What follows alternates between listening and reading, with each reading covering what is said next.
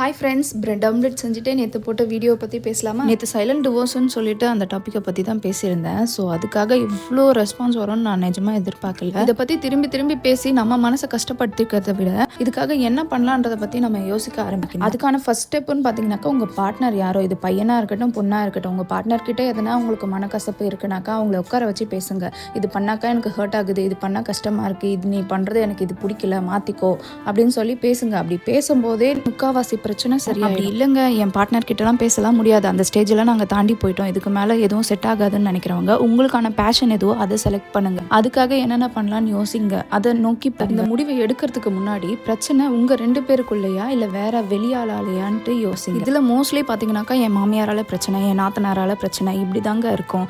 யாரோ ஒரு தேர்ட் பர்சனுக்காக உங்கள் லைஃப்பை நீங்கள் தொலைக்க போறீங்களா? அதை ஒரு நிமிஷம் யோசிச்சு பாருங்க. இதில் ஒரு சிலர் சொல்லுவாங்க, என்னன்னால என் அம்மா தான் எனக்கு வருவாங்க, என் அக்கா தான் வருவாங்க, தங்கச்சி தான் வருவாங்க, தம்பி தான் வருவாங்க, அண்ணன் தான் வருவாங்க. யாரும் வரமாட்டாங்க.